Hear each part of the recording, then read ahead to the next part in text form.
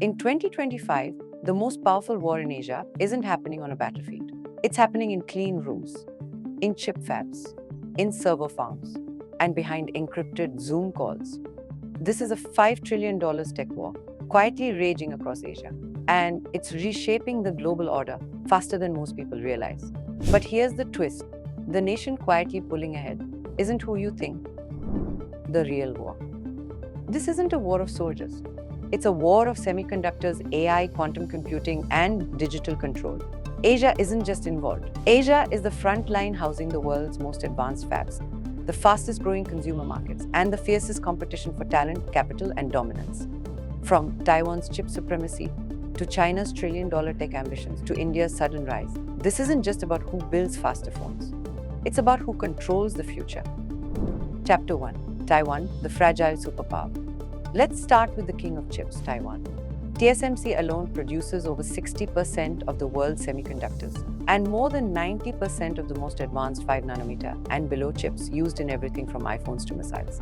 Without Taiwan, Apple, Nvidia, Tesla, even the Pentagon would grind to a halt. That's why the US has poured $52 billion into reshoring chip production via the CHIPS Act, with TSMC opening fabs in Arizona. But it's still not enough. Taiwan is the bottleneck of the digital age, and any disruption there is a global crisis. So while missiles haven't flown, companies and governments are desperately hedging. Chapter 2: China's homegrown race.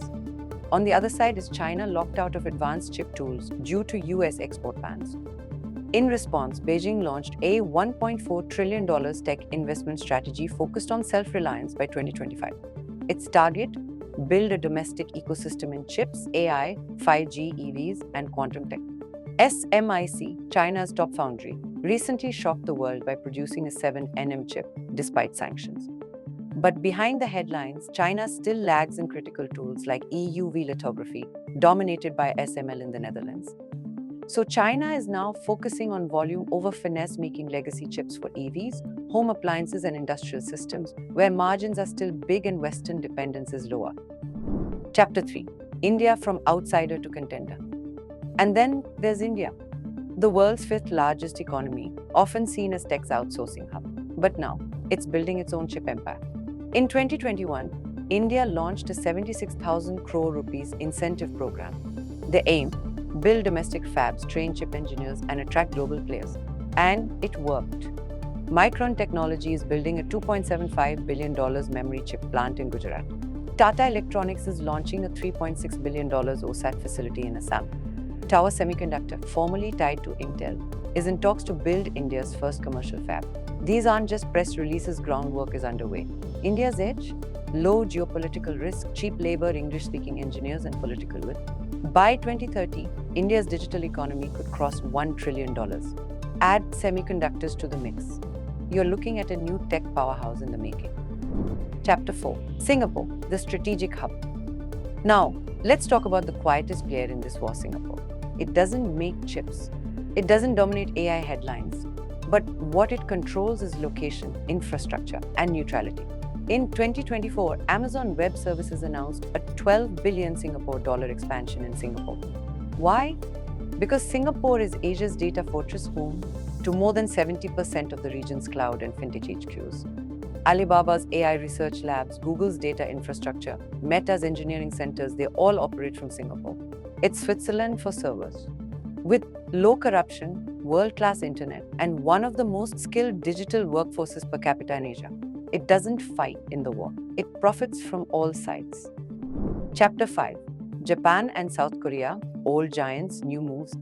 We can't forget the old giants. Japan, once the leader in semiconductor manufacturing in the 80s, is staging a comeback. The Japanese government invested $13 billion into Rapidus, a domestic chip maker aiming to mass produce 2nm chips by 2027, partnering with IBM and SML. Meanwhile, South Korea is betting everything on memory.